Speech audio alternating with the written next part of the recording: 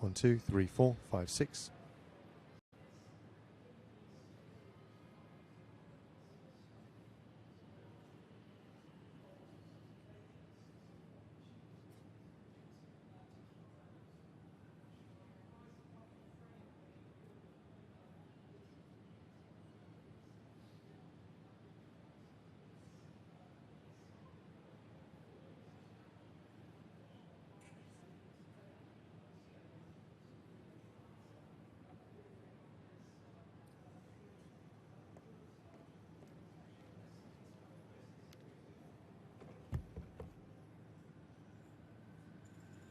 In recent weeks and months, we have seen a shocking increase in extremist disruption and criminality.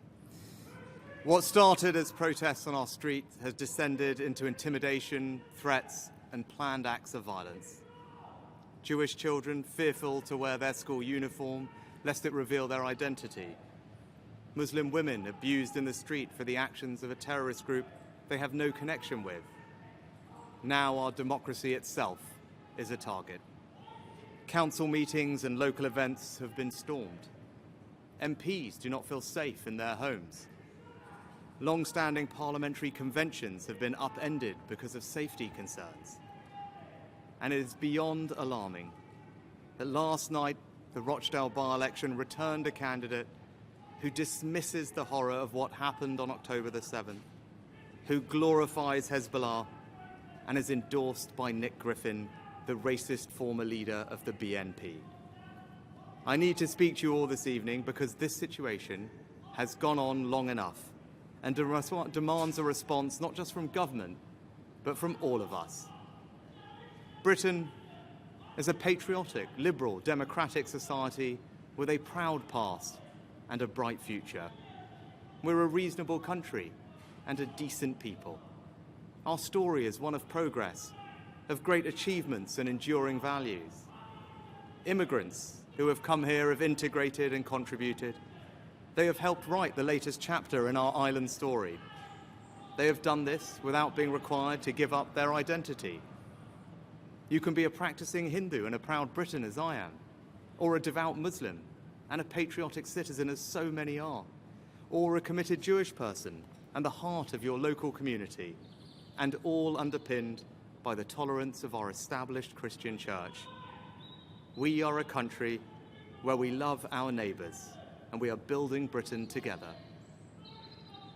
But I fear that our great achievement in building the world's most successful multi-ethnic, multi-faith democracy is being deliberately undermined. There are forces here at home trying to tear us apart. Since October the 7th, there have been those trying to take advantage of the very human angst that we all feel about the terrible suffering that war brings to the innocent, to women and children, to advance a divisive, hateful ideological agenda.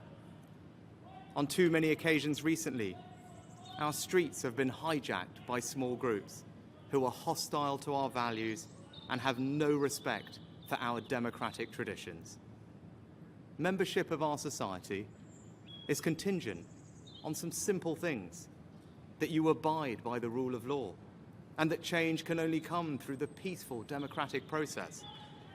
Threats of violence and intimidation are alien to our way of doing things. They must be resisted at all times. Nearly everyone in Britain supports these basic values, but there are small and vocal hostile groups who do not.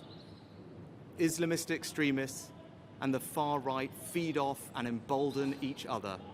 They are equally desperate to pretend that their violence is somehow justified, when actually these groups are two sides of the same extremist coin. Neither group accept that change in our country can only come through the peaceful democratic process. Both loathe the pluralist modern country we are. Both want to set Britain against Britain, to weaponize the evils of anti-Semitism and anti-Muslim hatred for their own ends. The faith of Islam, peacefully practiced by millions of our fellow citizens, is emphatically not the same thing as the extremist political ideology of Islamism, which aims to separate Muslims from the rest of society. Islamist extremists and far-right groups are spreading a poison. That poison is extremism. It aims to drain us of our confidence in ourselves as a people and in our shared future. They want us to doubt ourselves, to doubt each other, to doubt our country's history and achievements. They want us to accept a moral equivalence between Britain and some of the most despicable regimes in the world. They want us to believe that our country, and the West more generally, is solely responsible for the world's ills, and that we, along with our allies, are the problem. In short, they want to destroy our confidence and hope. We must not allow that to happen. When these groups claim that Britain is and has been on the wrong side of history, we should reject it and reject it again. No country is perfect, but I am enormously proud of the good that our country has done. Our place in history is defined by the sacrifices our people have made in the service of their own freedom and that of others. And when these groups tell our children that they cannot and will not succeed because of who they are, when they tell children that the system is rigged against them or that Britain is a racist country, this is not only a lie, but a cynical attempt to crush young dreams and turn impressionistic minds against their own society. I stand here as our country's first non-white Prime Minister, leading the most diverse government in our country's history, to tell people of all races, all faiths and all backgrounds, it is not the colour of your skin, the God you believe in, or where you were born that will determine your success, but just your own hard work and endeavour. And we must be prepared to stand up for our shared values in all circumstances, no matter how difficult. And I respect that the police have a tough job in policing the protests we have seen and that they are operationally independent. But we must draw a line. Yes, you can march and protest with passion. You can demand the protection of civilian life. But no, you cannot call for violent jihad.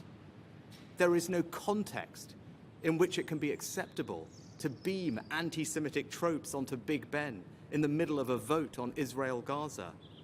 And there can be no cause that you can use to justify the support of a prescribed terrorist group like Hamas.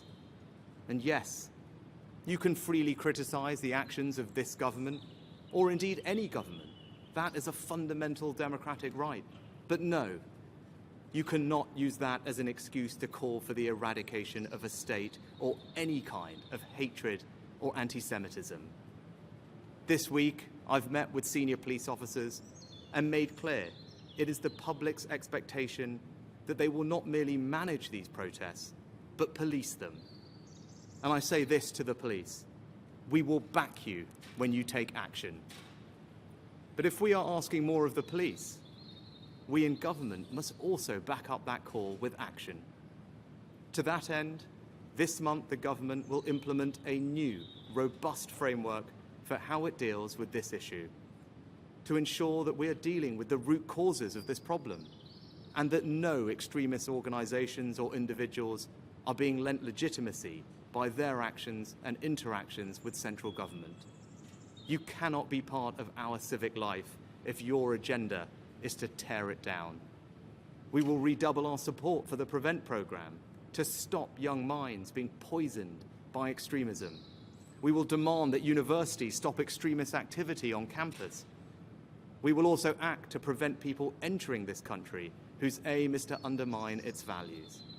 The Home Secretary has instructed that if those here on visas choose to spew hate or protest or seek to intimidate people, we will remove their right to be here. And our Britain must not be a country in which we descend into polarised camps, with some communities living parallel lives. It is not enough to live side by side. We must live together, united by shared values and a shared commitment to this country.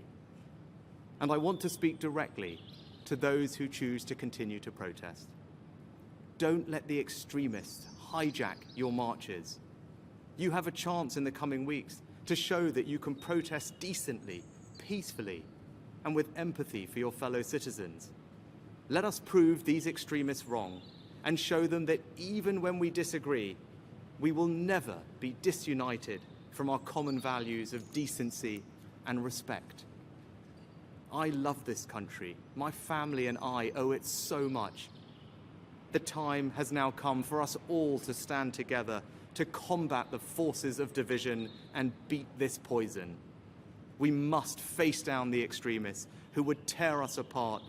There must be leadership, not pandering or appeasement. When they tell their lies, we will tell the truth. When they try and sap our confidence, we will redouble our efforts. And when they try and make us doubt each other, we will dig deeper for that extra ounce of compassion and empathy that they want us to believe doesn't exist, but that I know does. If we do that, we can build on our great achievement in creating today's Britain, a country of kind, decent, tolerant people. We can make this a country in which we all feel a renewed sense of pride. This is our home.